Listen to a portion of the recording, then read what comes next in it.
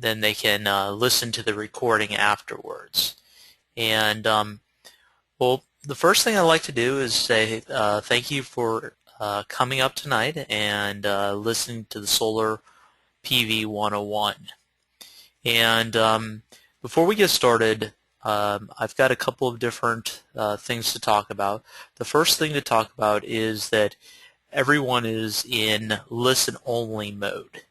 And so you can, if you have a question, then what you can do is you can click on this button right here, the raising your hand.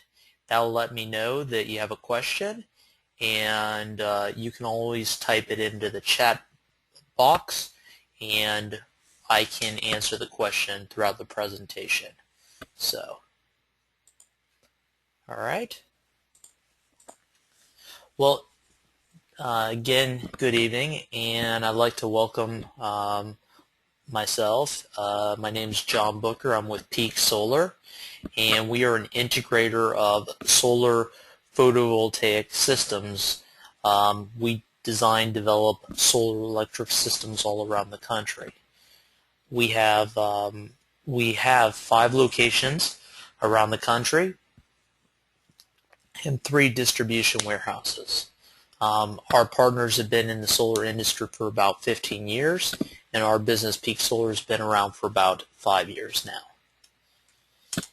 Now, the topics for tonight include what is solar energy, how does a photovoltaic solar system work, what's my payback, and how do I size my own system.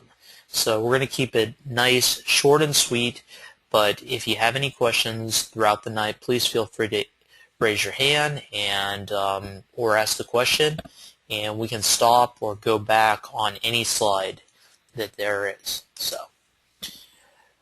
one of the first things that I want to talk about is what is solar energy. And solar energy is basically energy that comes from the sun. And that's pretty straightforward. But there are 2 different types of solar energy.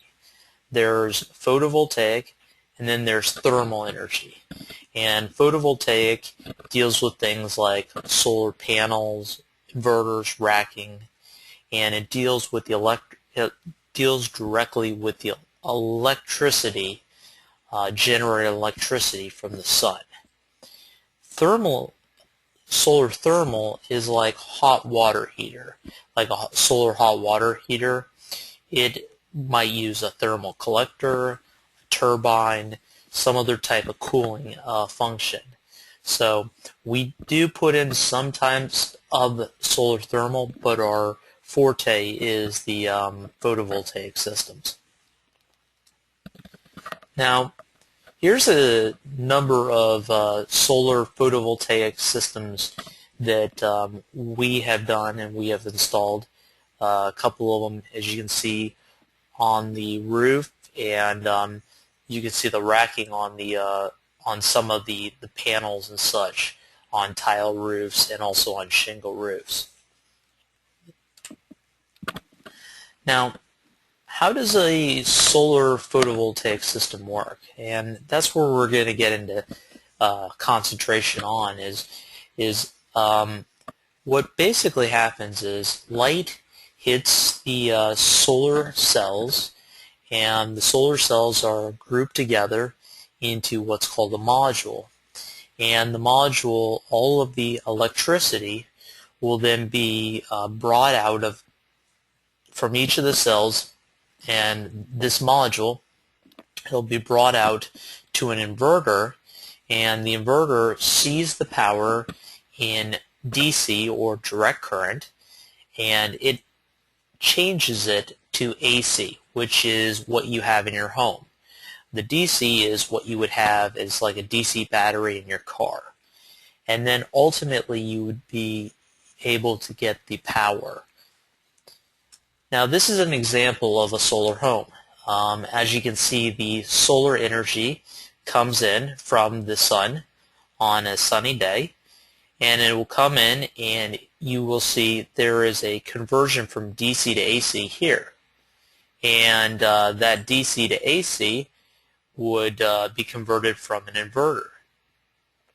After that, basically, it would go into your television. It would go into your light bulbs. It would go to anything and everything in the house. So that's one of the things. If there is no need inside the house, then the power will go back out, and through what's called net metering, it will go back out onto your grid. So that's one of the benefits. Almost all states in the union allow for net metering, which allows your meter to go backwards.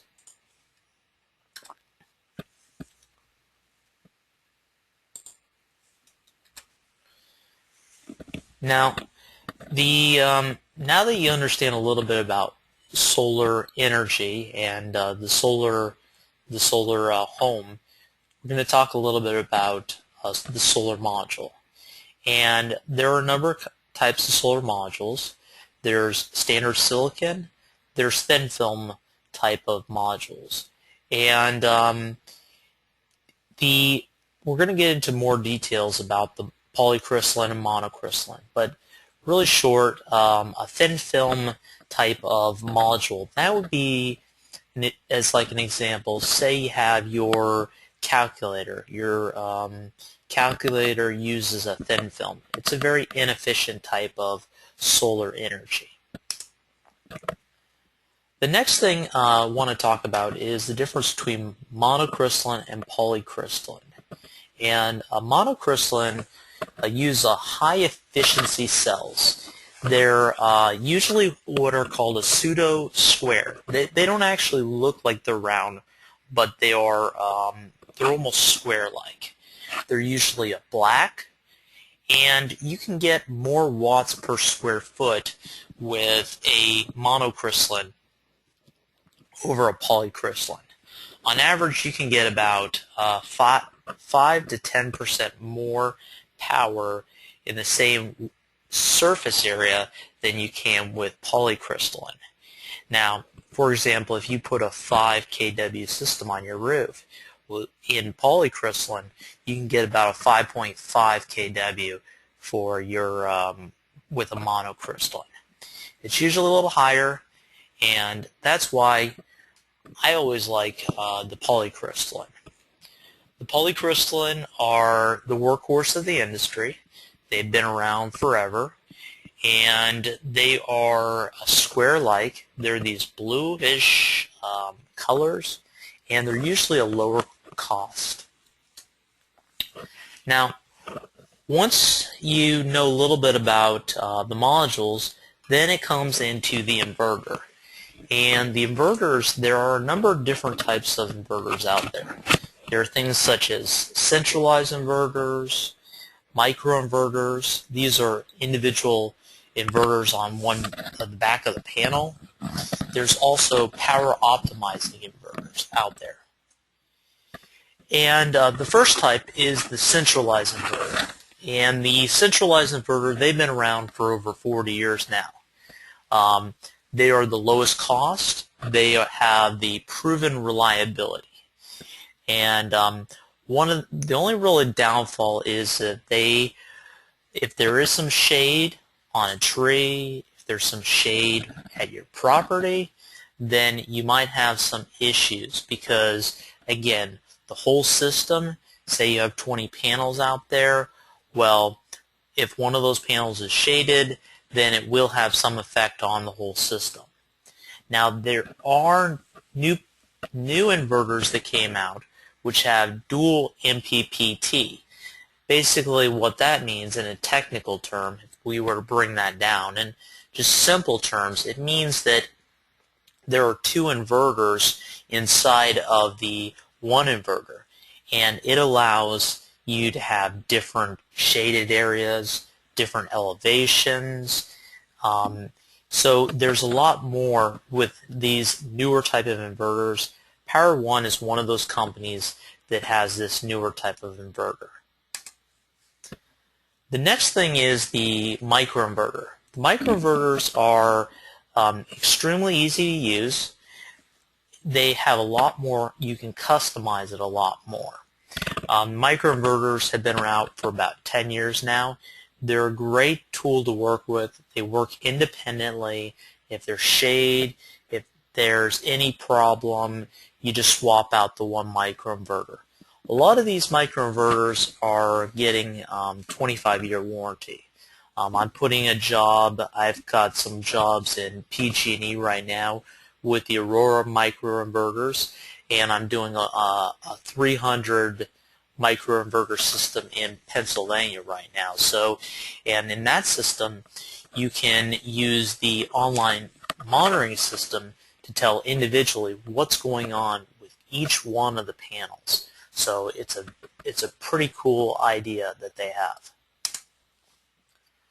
The next part is the types of racking, and the two most normal types of racking that we work with are roof mount, and there's ground mount. And roof mount might have these rails. It may have lag bolts and some type of lag bolts into the roof. You might have a flashing, and a flashing is basically something to keep the water off of the roof. The other form of racking that we do a lot of are ground mount. And a ground mount is something that might have concrete posts. They might have pilings. So this is an example in the lower right corner of a ground mount system. Now, the solar modules, or the solar inverters and the racking, there are some pretty good companies to work with. However, when it comes to module manufacturers, picking a module can be very difficult. So what I would recommend is to take this rule of thumb when picking a module. We either use what's called a Tier 1 or Tier 2 manufacturer. And a Tier 1 manufacturer has some type of brand orientation. Example of a brand is Nike, Adidas, something that's well known. Well, in the solar industry, we have Trina, Canadian Solar. We even have Sharp that are part of that brand orientation. These companies usually have a deeper pocket than their predecessors, and they have a third-party insurance. Now, why is a third-party insurance important with a deep-pocketed company? Well, when I started in this industry, BP and Shell were the #1 solar manufacturers in the United States and also in the world. Well, today they no longer are part of the solar industry. So, to protect oneself, we always recommend to go with somebody that has a third-party warranty. Now, the other part you can talk about is a Tier 2 manufacturer. Tier 2 manufacturer usually have a lower cost. They're usually lower in cost, but they might not have the deep pockets. However, they have a Tier 3 party insurance. And why is that important? Because, again, if they ever go out of business, you will always have that warranty. Today's warranties work in the fact that they cover, for the first 10 years, they cover 15 or 10% of the power output. So, for example, it will cover if your panels are below 90% of what is rated on the panel, then the warranty will get initiated and you will get a replacement for a module. If in the next 15 years it's below 80%, then it will get initiated. Now, modules today are built in Korea, India, Taiwan, China, and also the U.S. If you want to use U.S.-made panels, expect to pay about 20% more. Why? Because of the labor cost. Now, there are a number of benefits to going solar, and as you can see, there's some of the ones, the social might say, I want to do social responsibility, my carbon footprint, and such. The ones that we think are the most important are: I want to dramatically reduce my power bill. I want a secure investment, and I want to reduce my dependence on the power company. And one of the biggest things is I talk to people every day about the fact that they see the electric pricing going up and up. Again, in Southern California Edison and also in PG&E with the tiered programming, the electric rate has gone up tremendously over the years. So the fact is that it can be a problem. With a solar system, you're basically offsetting, you're locking in your electric rate at that price, and you're using something to pay back for itself. A solar system is a secure investment because we understand electricity is going to be going up in value, and we also understand that you're locking in the rates. So if you have a rate right now, it's going up 3 to 6% a year. Well, the fact is you're locking it in right now. A lot of the people that we also talk to, they want to reduce their dependence on the utility company. They're so sick and tired of dealing with the utility company directly, they want to get away from them. We recommend to use the utility company through what's called net metering. Use them as your battery source. Get away from the batteries that used to happen in today's industry, in the old industry, about 10 to 15 years ago, and use the utility company to store your energy during the day, and at night you basically would consume the energy from them. You do debits and credits with them, and instead of be dependent on them, you have like a symbiotic relationship with the utility company. Now, one of the last couple things we're going to talk about are the financial incentives and how these systems get paid for themselves. The majority of the tax incentives come from the federal government in the form of a law that's called 1603. Basically, all citizens can take 1603, which is 30%. They can also take state tax credits in certain places such as Hawaii, New York, North Carolina. In the Northeast, we have something called SRECs, and that's called a Solar Renewable Energy Credit. Basically what that is there's so much dirty energy up there, such as coal and some other forms of energy. Well, the states require the utility companies to have so many of these SRECs. Well, the utility company buys the SREC at the going rate from a consumer. So you produce a megawatt worth of clean energy, you get a credit, and you sell it back to the utility. That is one of the ways to pay back for your system. The other forms are utility rebates. In Florida and also in the Southeast, there are a number of rebates, such as FP&L will be having a rebate coming up in October, which is $2 a watt. There's also something called a feed-in tariff, and feed-in tariffs are up in Tennessee and also in Long Island. And a feed-in tariff is like what it says. What you're doing is that there's a tariff, everybody pays like 1 cent, and you make money off of that. You're selling power back to the utility company. And the last one is the high electric rate. Again, in PG&E and Southern California Edison, when you're in tier number 4 and 5 and you're paying 24 cents or 30 cents per kilowatt hour, those high electric rates, to get yourself out of those tiers and back into tier number 1, it will take a solar system that will pay for itself in 2 years. This is a typical example of a system from Tampa. This is using a solar rebate of $2 per watt, and this one you can get about $20,000 back in rebate. The cash flow payback on this is about 2.7 years, and it's a pretty good system. There's about a 38% return on investment. Now, the last thing is how do I size my own system? Well, first thing, if you're really interested in sizing your own system, you need to know what your winter and your summer months are. Why do you want to know that? Well, because you want to size your system for your specific needs.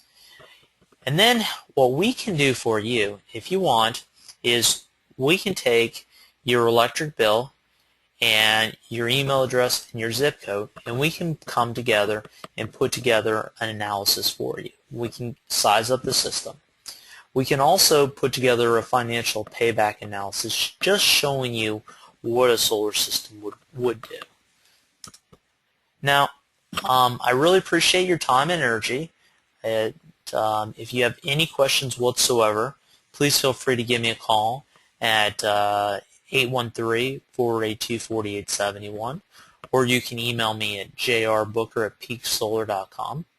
And if you have any questions whatsoever during the day, you can touch base with us on peaksolar.com, and you can easily chat with us about anything and everything. So I'm going to open up for questions really fast, and I want to see if anybody has any questions, and if not, then we'll